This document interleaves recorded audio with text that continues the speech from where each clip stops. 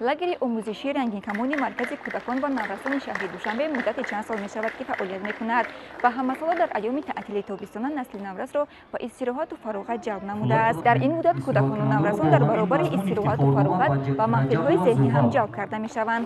Ин айём ба насли наврас имкон медиҳад то вақти таътили худро ба омӯхтани илму андӯхтани касбу ҳунарҳо сипарӣ намоянд.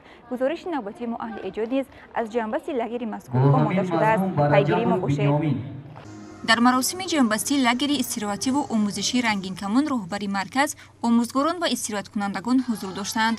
бояд гуфт ки тадбири мазкур ба суруди миллӣ оғоз гардида сипас роҳбарони гурӯҳҳо ба сармураббии лагер гузориш доданд. лозим ба зикр аст ки лагери номбурда дар 4 баст фаъолият намуда ҳар як баст 100 нафари таълимгирандаро дар ин муддат ба фароғат ҷалб намуда буд. тибқи иттилоъ дар лагер 10 маҳфил аз қабили расмкашӣ, гитаранавозӣ, шоҳмот, зардӯзӣ, драма, дуретгарӣ, рақс, таблакзанӣ ва маҳфили табиатдӯсторон фаъолият менамоянд ки ҳамарӯза кӯдакон ба онҳо фарогирифта мешуданд.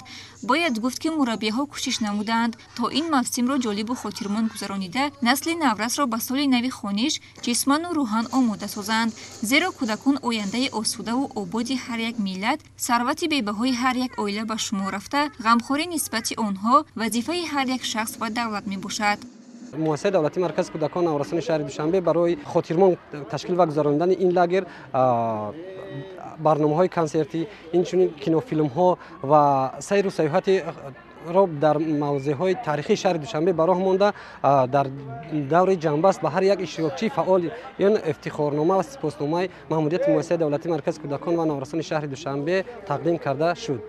яке аз истироҳаткунандаи лагери мазкур Фарида Худойназарова мебошад. номбурда муддати 4 сол мешавад ки дар маркази кӯдакон ва наврасони шаҳри душанбе таълим мегирад. ба ибрози маъфсуф дар марказ барои истироҳату фароғати онҳо шароити мусоид фароҳам гардида буд ва ӯ дар ин айём дӯстони зиёд пайдо карда таътилро хушу гуворо сипарӣ намуд. воқеан ҳар як шахс дар айни ҷавонӣ худро ба мисли паррандае дар парвози баланди зиндагӣ хаёл карда ҳамеша дар ҷустуҷӯ мебошад. ҳар як амале ки имрӯз дар овони ҷавонӣ иҷро мешавад натиҷа ва самараи худро дар оянда ба бор хоҳад овард. аз ин лиҳоз дар ин айём тарбияи насли ҷавон дар рӯҳияи ватандӯстӣ, инсондӯстӣ ва эҳтироми фарҳангу тамаддуни миллӣ ниҳоят манфиатбахш буда ин яке аз ҳадафҳои асосии ҳукумати ҷумҳурии тоҷикистон ба ҳисоб меравад.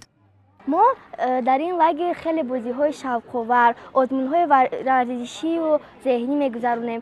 дар ин ҷо хеле вақтамон хубу гуворо мегузарад ва ман хеле шод ҳастам ки барои мо кӯдакон наврасон ин хел лагерҳои омӯзишиву истироҳатӣ баргузор мекунанд.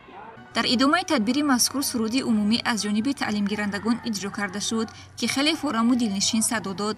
тавре маълум гардид истироҳаткунандагон хеле шод буданд ки то ин мавсимро бемушкилӣ бо гузаронидани машғулиятҳои ҷолибу шавқовар ва бо пайдо намудани дӯстони зиёд сипарӣ намуданд. дар маҳфили драмаи омӯзишиву истироҳати рангкамон қарор дорам. ман дар ин лагер дугонаҳои бисёр ёфтам. мо дар ин лагер бозиҳои гуногун мегузаронем. ман якчанд маҳфилҳо рафта иштирок кардам ва ман аз ин хурсандам. ман дар маҳфили драмаи лагери омӯзишӣ ва таълимии рангкамон фаъолият мекунам. дар ин лагер бисёр бозиҳои шавқовар мегузаронанд. ман хурсанд ҳастам ки ин тавр лагерҳоро ройгон барои кӯдакон наврасон роҳандозӣ намудаам. хотиррасон менамоем ки дар интиҳо ба як қатор хонандагони фаъол дар вазъияти тантанавӣ ифтихорнома супорида шуд. бояд гуфт ки ҳукумати ҷумҳурии тоҷикистон ҷавононро нерӯи тавоноӣ созанда ва пешбарандаи ҳамаи соҳаҳои ҳаёти мамлакат меҳисобад ва ҳалли мушкилоту масъалаҳои вобаста ба зиндагӣ ва таҳсилу фаъолияти онҳоро ҳамчун самти афзалиятноки сиёсати иҷтимоии худ эътироф менамояд.